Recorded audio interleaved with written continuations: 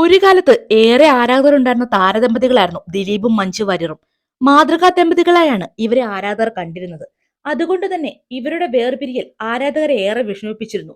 പ്രണയിച്ച് വിവാഹിതരായ ഇരുവരും 14 വർഷത്തോളം സന്തോഷകരമായ കുടുംബജീവിതം നയിച്ച ശേഷമാണ് വേർപിരിഞ്ഞത്. മകൾ മീനാക്ഷി അച്ഛനൊപ്പമാണ് പോകുന്നതറിഞ്ഞപ്പോൾ ആ തീരുമാനമടക്കം മഞ്ജു അന്ന് അംഗീകരിച്ചിരുന്നു. അതിനുശേഷം രണ്ടുപേരും അവരവരുടെ ജീവിതത്തിലേക്ക് മടങ്ങി. വിവാഹമോചനത്തിന് ശേഷം സിനിമയിലേക്ക് തിരികെ വന്ന മഞ്ജു ഇന്ന് മലയാളത്തിലെ മുൻനിര നായകന്മാരിൽ ഒരാളാണ്.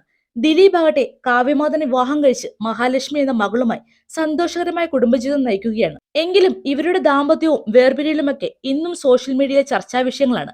ഇടയ്ക്ക് ഇവരുടെ സുഹൃത്തുക്കളും ഇവരുടെ വിവാഹമോചനത്തെക്കുറിച്ചും ദാമ്പത്യ ജീവിതത്തെക്കുറിച്ചുമൊക്കെ പറഞ്ഞെത്താറുമുണ്ട്. വിവാഹമോചനത്തിന്റെ സമയത്ത് നടൻ ദിലീപിന്റെ മാനസികാവസ്ഥ എന്തായിരുന്നുവെന്ന് മുൻപൊരിക്കൽ ഗ്രഹലക്ഷ്മിക്ക് നൽകിയ അഭിമുഖത്തിൽ സംവിധായകൻ ജോസ് തോമസ് പറഞ്ഞിരുന്നു. ഈ വാക്കുകൾ ഇപ്പോൾ വീണ്ടും ശ്രദ്ധ നേടുകയാണ്. മായാമോഹിനി എന്ന സിനിമയിൽ അഭിനയിക്കുമ്പോഴാണ് മഞ്ജുവും ദിലീപും തമ്മിൽ പ്രശ്നങ്ങൾ ഉണ്ടാകുന്നു എന്ന വാർത്തകൾ പുറത്തു വരുന്നത്. എന്നാൽ ഈ ചിത്രവുമായി ബന്ധപ്പെട്ടുകൊണ്ട് പലതവണ താൻ ദിലീപിന്റെ വീട്ടിൽ പോയിട്ടുണ്ട്. അന്നെല്ലാം അത്രയും സന്തോഷത്തോടെ പെരുമാറുന്ന ഭാര്യയും ഭർത്താവിനുമാണ് തനിക്ക് അവിടെ കാണാൻ കഴിഞ്ഞത്.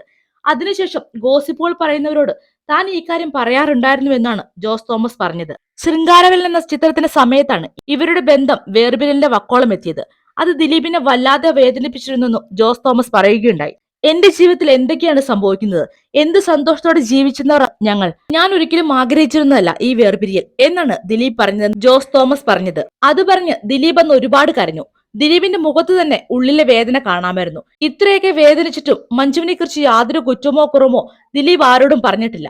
എന്റെ സമയദോഷം എന്ന് മാത്രമാണ് ദിലീപ് ഇക്കാര്യത്തെ വിശേഷിപ്പിച്ചത്. പക്ഷേ ദിലീപിന് എല്ലാത്തിനെയും അതിജീവിക്കാനുള്ള ആത്മവിശ്വാസം ഉണ്ടായിരുന്നു എന്നുമാണ് ജോസ് തോമസ് അഭിമുഖത്തിൽ പറഞ്ഞത്. അതേസമയം വിവാഹമോചനം സംബന്ധിച്ച ചോദ്യങ്ങൾക്ക് മൗനമായിരുന്നു എന്നും മഞ്ജുവിന്റെയും മറുപടി.